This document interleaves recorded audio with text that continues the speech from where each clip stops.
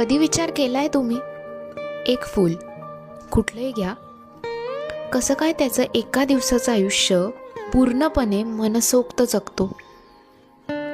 स्वतःसाठी तो सगळ्यांना आपलंसं करतो. एक फूल एक संपूर्ण दिवस तो बहरणार, मनाला किती आनंद देऊन जाणार. उमलताच एक हास्य ह्या चेहऱ्यावर तो आणणार. दिवसभर सुगंध तो पसरवणार.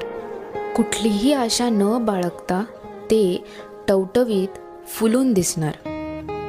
दिवस संपला की फुलही कोमजणार, पण हताश न होता दुसऱ्या दिवशी पुन्हा नव्याने तो उमलणार.